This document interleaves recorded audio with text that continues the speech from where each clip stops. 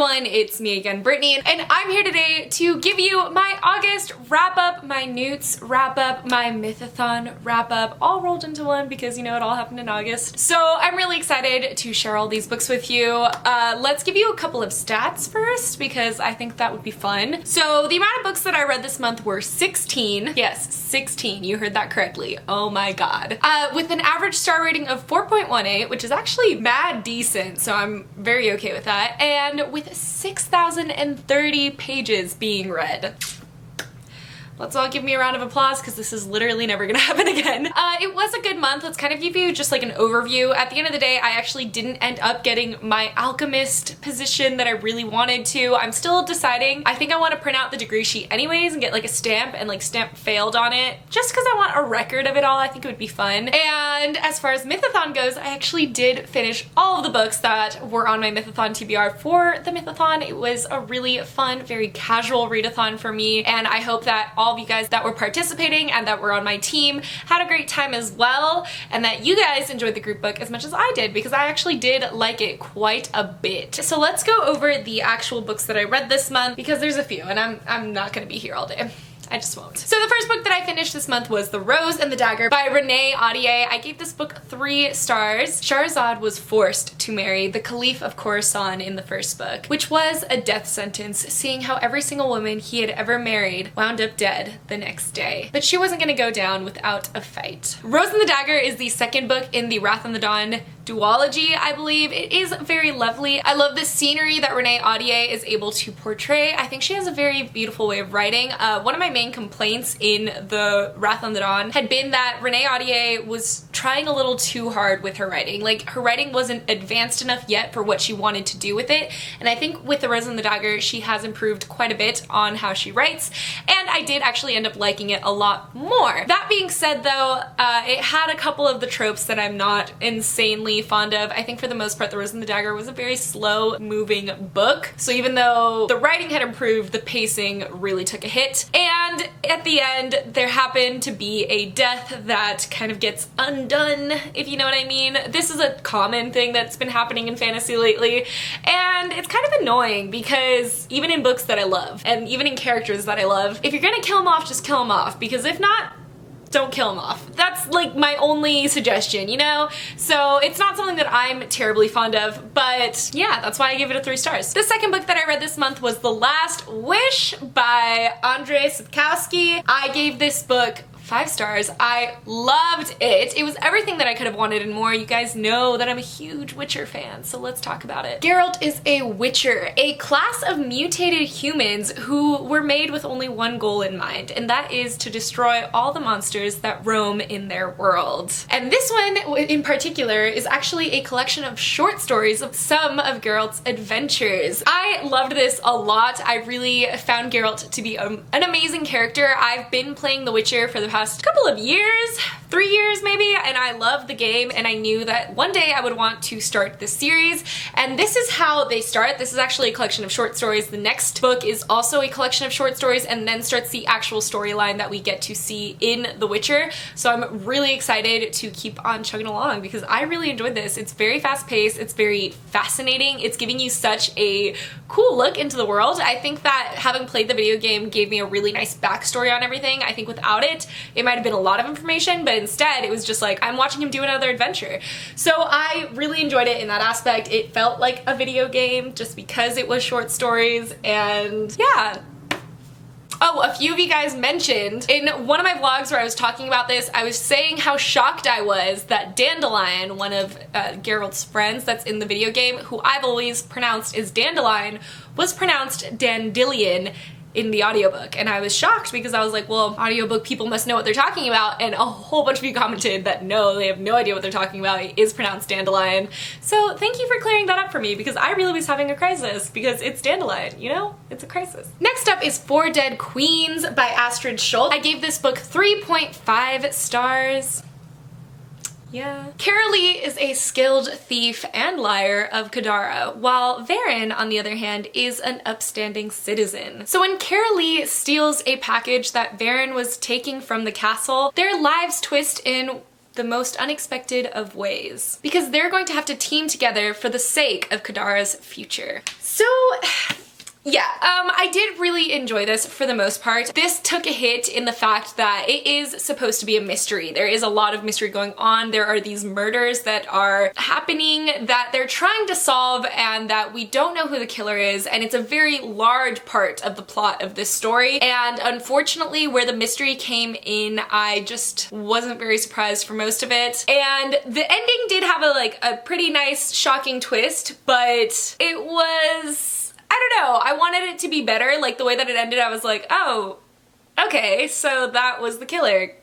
Cool. It just wasn't very satisfying. Yeah, it was mostly just that like I kind of could call most of the twists and turns as they were coming, and I feel like that's definitely not something that bodes well for a mystery. And I do feel like it just kind of dragged a little. There was a lot that could have just been cut out, and it would have made it a faster paced story and maybe a little bit more interesting. The ending I also wasn't crazy fond of. Like, it was pretty good, and I do kind of like where it left off, but I don't know, it just kind of felt like thrown in, if that makes any sense.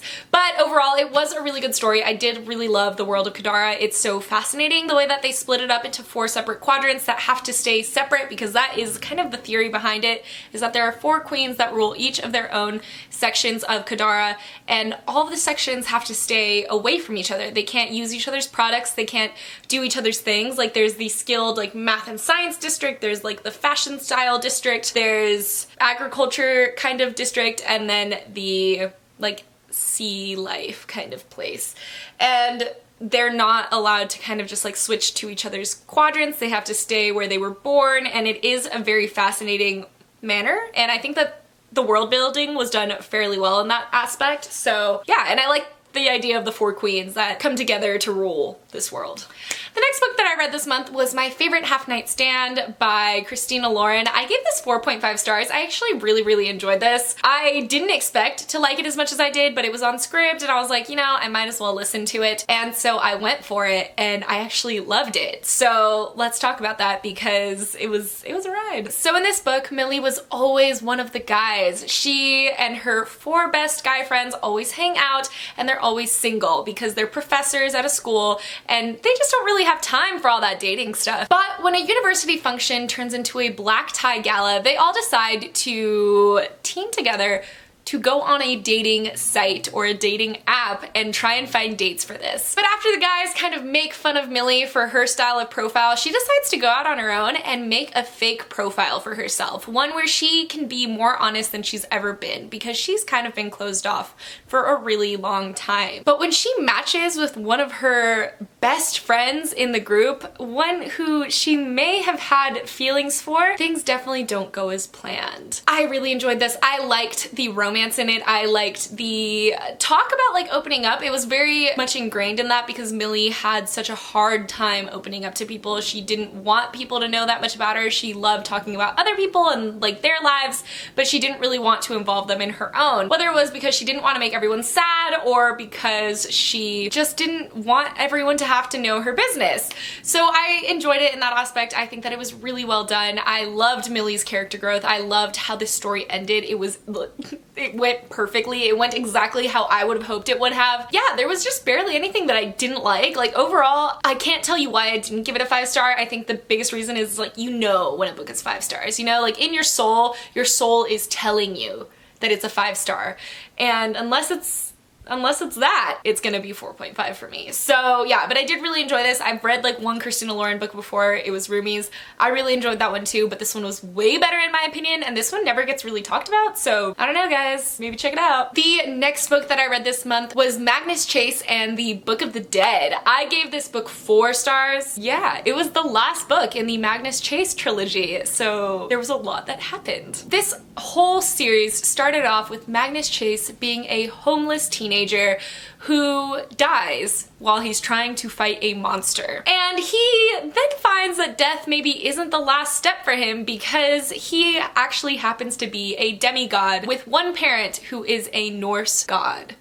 and the Norse gods like to keep their dead and take them to the Hotel Valhalla where they can wait out their days until Ragnarok comes along and they need them all to fight to their last and final death. And Ragnarok's exactly what he's been trying to stop in the past 3 books because everyone just kind of seems against him and kind of wants to get the end of the world going on. But it really comes to a head in this last book. It was so good. It was very edge of my seat. I liked how Rick Riordan wrapped it all up. I think that it was done really well. I think that I've really liked the characters that are in the Magnus Chase books, like more so maybe than I've liked the ones even in the Trials of Apollo, but I just think that they're just very diverse. They have a lot going on. They're very multifaceted, and that was one of my favorite parts. Magnus himself as a character, meh, you're cool, it's fine, but like everyone else around him I've loved a lot, and I think that he's honestly a good person. Yeah, it was just like a good feeling book. It did have high stakes. It was very on the edge of your seat, like you didn't actually know how they were going to stop all these events that were leading to Ragnarok, and there were so many challenges halfway through. Again, it wasn't like a perfect read. There were certain things that I just feel like didn't vibe with me, and there were certain like characters that I wanted to know more about and I wish had been dwelled on more, but overall it was a really solid read. Next up, I read The Fiery Heart by Rochelle Mead. I gave this book 4 stars. I did really enjoy this. I think this is the highest rating that I've given any of the Bloodlines books. This is a continuation series of the Vampire Academy novels. Vampire Academy has a very, very, very special place in my heart, guys. You know this. So it took me a very long time to want to read Bloodlines because even though I knew it was in the same world, I knew it wasn't following the characters that I had come to know and love in the Vampire Academy. Yeah, it took me a while, but I have been making my way through these and I've been really enjoying them. They're very fun reads. Like, I wouldn't say they're adding anything to my life necessarily, but I am enjoying them and it's just like a nice thing to listen to when I want a break from like hardcore books, if that makes any sense. In this one specifically, we are still following Sydney Sage because she is kind of the main character in the Bloodlines series, but we're following her as a lot has changed in her life. She has been questioning some decisions that she had thought she knew from the very first day, and she now has somewhat of a secret life. And that's all going to be a very big problem because her younger sister Zoe, who is an alchemist in training, one who really, really, really wants to be an alchemist, is going to come visit her and is going to come help her on this secret mission that she's been on since the first book. And somehow Sydney's gonna have to hide her entire life from her. This one had very high stakes. I was very caught up in everything that was going on. I loved the way the relationships were going in this one. I liked the romance in this one. I think that Sydney became a much more likable character for me in this one because before this, she was just okay, like not anything amazing. But in this one, I loved her. And I loved Adrian's role in this one. I think that his character development has just he's come so far. He's come so far, and this one had just so many fun elements, and the way this one ended, yo. Like, it reminded me of like the old Vampire Academy style endings because the last few books just haven't had very high stakes. Like, they end and they close out and like you don't really know where the next book's gonna go. This one is clearly letting you know where the next book is going, and I'm into it. So I'm very happy with that, and I'm really excited that I've been picking these up this year. Next up is a book that I'm very proud of myself for finishing, and that is gonna be The Fellowship of the Ring by J.R.R. Tolkien. This is the first book in the Lord of the Rings series, if you guys didn't know. I'm so happy that I finally buckled down and read this. I actually really enjoyed this. I did listen to it on audio. It was definitely a reason why I enjoyed it so much. The songs really came to life with the narrator, and I feel like he did all the accents very well. He just did a good job. I feel like I really don't need to describe that much about this book. I feel like every single one of us has probably watched Lord of the Rings and kind of knows what it's about, so I'm not going to describe this at all, really. Like, if you don't know, I always leave all the books down below for you to check out on your own, and you can go look at that. So yeah. But yeah, overall I did really enjoy this. I like that it's super similar to the first movie while still having its differences, while adding so much more to the story that I didn't really know before now, obviously. I don't necessarily think this is an absolutely necessary read in anyone's life, but if you are a Lord of the Rings fan, or even if you are a fantasy fan, I really think that this is a good place to go because it just adds a lot of layers to the fantasy books that we currently read now. There are a lot of people that say that so many fantasy worlds are inspired by Tolkien, and after this book, I can definitely see where they're coming from. Like even Sarah J. Maas books. wild. The next book that I read this month was The Burning Maze by Rick Riordan. This is the third book in the Trials of Apollos series, which is going to consist of 5 books. I gave this 3.5 stars. It wasn't my favorite. But first, let's talk about what it's about. When Apollo angers Zeus, of which he has no memory of, his godly powers are stripped from him and he is thrown down to earth and thrown into the body of Lester Papadopoulos, just a regular human boy. And he is quickly told that if he wants his godly powers back, if he wants to be the godly and beautiful Apollo once more, that he has to complete 5 trials. This has been a wild ride, honestly. It's a very intriguing concept because obviously Apollo has so many different attributes that we normally don't think of. He's obviously the god of the sun, but he's also the god of healing and the god of music and poetry and all this stuff. So we get to see a very multifaceted version of himself, and it's also very funny because it is from his perspective and he is so righteous and narcissistic and he hates being in a body which he considers disgusting. And it's been very funny because he's obviously teamed up with people that he never would have guessed, and his sole caretaker, basically, the one girl that can lead him around and tell him to do whatever she wants him to do, is this tiny little 11 or 12-year-old girl who he really feels initially needs like a makeover. But she's definitely won him over. The friendships in this are probably one of my favorite parts of this series. It's really heartwarming to see Apollo go from being this narcissistic, terrible version of himself to like a much more lovable, wants everyone to do well kind of version of himself. And I like the stakes of this one. It has to do with all the oracles and having to save them from these Roman style villains. It's a very, very fascinating plot, and I think that it's really well done, and I like that there are a lot more serious issues being dealt with in this. The one thing I will say is all his books tend to have middle book syndrome. Not all of his books, sorry, all of his middle books tend to have middle book syndrome.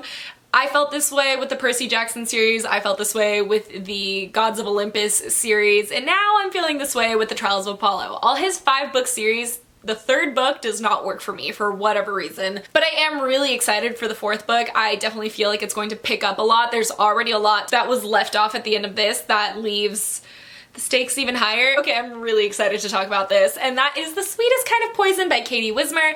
I've talked about this a lot, especially if you've been watching my reading vlogs.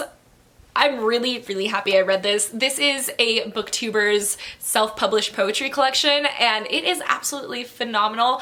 I liked every second of this. I gave this 4.5 stars. I don't know if I've mentioned that yet, but I just had a really good time. I feel like everything about this was very natural, very honest, and that it was very relatable in a lot of ways, and it wasn't trying too hard to be something it's not.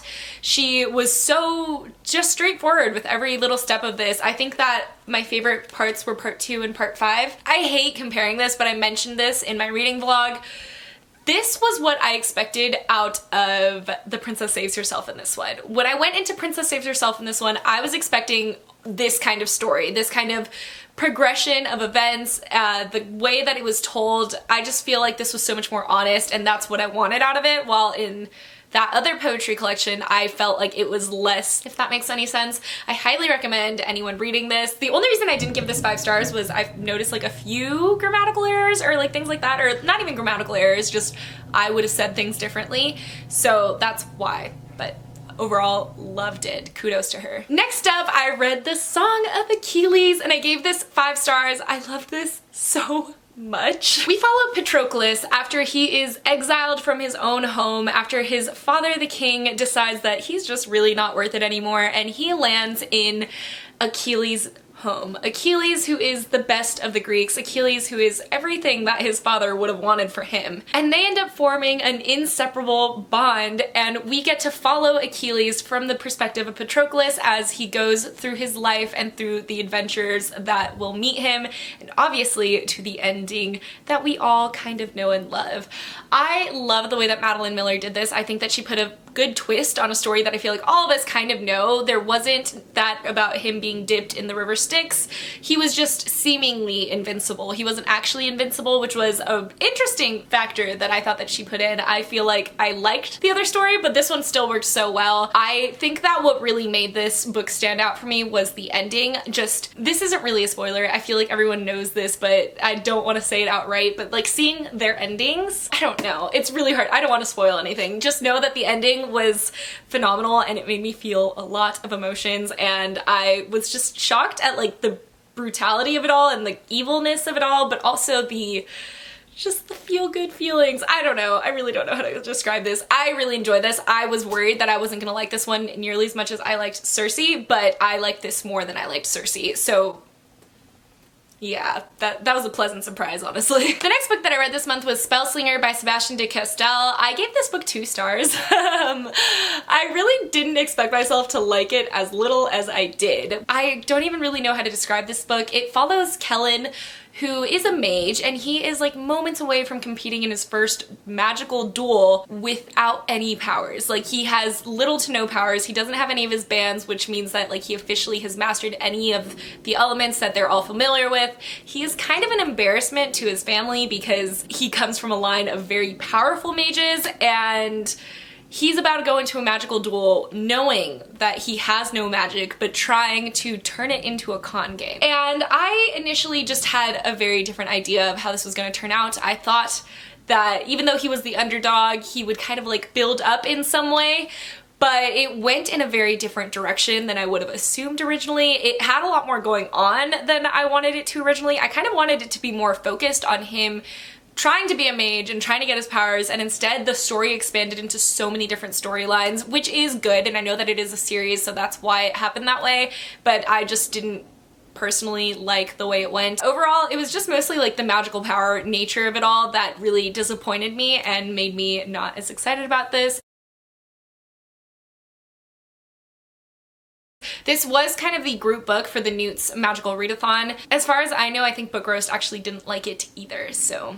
The next book that I read this month was Deathnote Volume 1. This is the black edition, so that does mean that it has both volumes 1 and 2 technically in it, but we're just calling it Volume 1. Light is the best student in his class, and he is absolutely bored with it. He's bored with studying for classes, he's bored at being the best in his class, he's bored at getting the best exam scores in all of his region.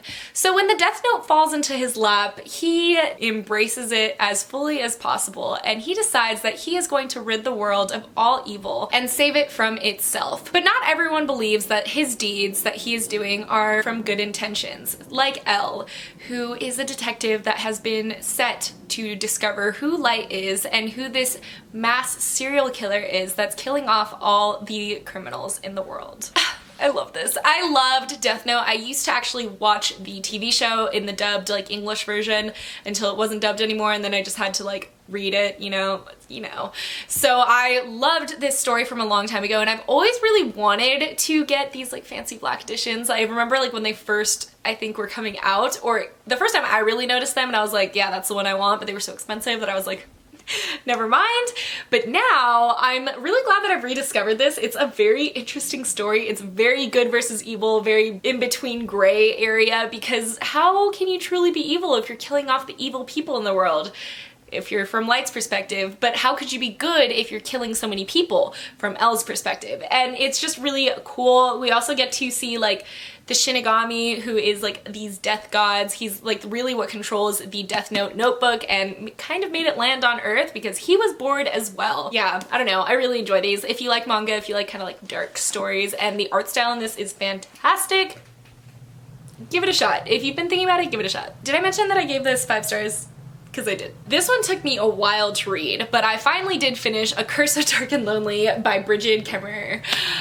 This one had been started for like a while, I feel like, and I just had thought about reading it a few months ago and then I never picked it up because there wasn't an audiobook for it. Prince Ren is cursed to relive the autumn of his 18th birthday over and over and over again until he can get a woman to fall in love with him. But after so many failed attempts, he's starting to think that it's never gonna happen. Harper is street savvy and she lives in DC and she happens to have cerebral palsy, but she never lets it get in the way of her life. And when she sees a girl passed out being carried away by a man, she decides that she's gonna confront him and find out what he's doing, only to accidentally get sucked into Ren's world to find out that she might be the last choice for Ren to finally get his empire back and to break this curse. This book was really interesting. It had a lot of different things going on at the same time. Obviously, it is like portal world fantasy, so it was really fascinating.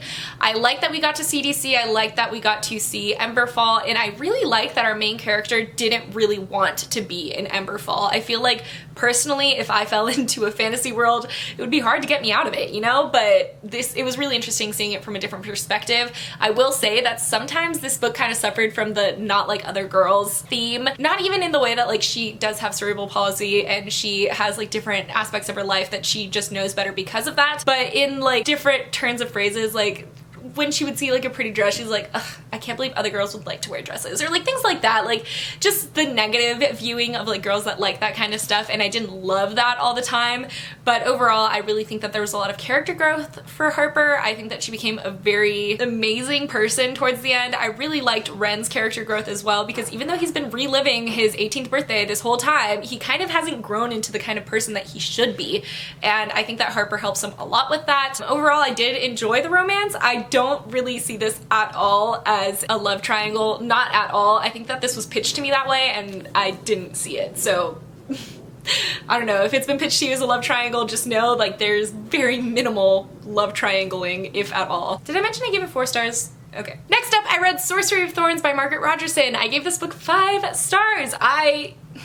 Yes. We follow Elizabeth, who has wanted to be a warden as long as she remembers, and a warden is a sort of librarian that takes care of the most dangerous grimoires, because grimoires aren't just books that sit on shelves, they are magic themselves. They have personalities, and the most dangerous of them all can turn into monsters if provoked. And when she's framed for releasing one of the most dangerous grimoires in her library, she has to go on the run with Nathaniel, who's a sorcerer, and she does not like sorcerers. She doesn't trust sorcerers, and she thinks that they're pure evil. But as he becomes her only hope in clearing her name, she starts to discover that maybe sorcerers were never as bad as she was taught they were, and maybe magic isn't so bad, even to the point where she might have some herself. I really liked this. I do feel like maybe it was a little long for what it ended up delivering, but I loved it so much. I loved everything that was discussed. I loved Silas. I loved the relationship, I loved the ending. I really enjoyed how this went. I liked the twists and turns. I think they were done very well. I just think that there was like the perfect amount of everything in here. It's really hard to talk about books that you like love a lot, so yeah. I feel like a big selling point for me was how much Elizabeth loved books, like grimoires. It's just kind of how I feel like book lovers see their books. You see them like with their own stories to tell, you want to treat them well, you want to treat them with respect, and you love them. And that's how she sees them. It's often brought up that she is a true child of the library throughout it, and it's just like, even though we might not have grown up in a library and like lived and breathed in a library every single day from the moment we're born, I feel like we can all really relate to it, so. Next up is To Kill a Kingdom by Alexandra Christo. This was my group book for the Mythathon. I did really enjoy this. I gave it 4 stars. We follow Princess Lyra, who is a siren princess, and her mother is the siren queen. And sirens, they're not what we were taught they always were. Even though they do have those beautiful voices, to them, hearts are power. So all those men that they've drowned, they've been stealing their hearts all along, and that is what gives them power. It is the one thing that they might love more than the sea. But when Lyra is forced into a situation where she has to kill one of her own, her mother decides that she's going to turn her into a human, something that Lyra hates more than anything in the world, and that she has to kill Prince Elian and take his heart and bring it back down. And then we follow Prince Elian, who wants everything for his world and who loves the sea and wishes that it were safer, and who hates the sirens for every kind of misdeed that they've brought on voyagers like himself. So when he finds a drowning human in the middle of the ocean and she tells him that she has the secret to killing all of siren kind, he kind of has to take her word for it. I did enjoy this. I really liked the romance overall. I think that it was properly steamy. I loved Lyra as a main character. She's just so unlike I mean, it's weird because she's very much like the characters that I love so much. Very badass, very one in her own, but so unlike them at the same time because she is cruel and she has that cruelty in her, and it was just like a very interesting dynamic, especially because Elliot isn't at the end of the day cruel. Like, he wants all the sirens to die, but he isn't really cruel, and it's also just very multifaceted in the way that you would expect different situations out of Lyra and her mother, and instead we're getting a very different story out of it. I liked the twist that they had on the kind of Little Mermaid tale. We have a lot of aspects that are in the Little Mermaid, but they're done so differently in this one, and I really appreciated it for that. So yeah, I really enjoyed this. I hope that you guys did too. The last book that I read this month, thank goodness, is gonna be Monstrous Volume 2. I loved this. I gave it 5 stars. I think I'm gonna always be giving these graphic novels 5 stars. I just love the storyline so much.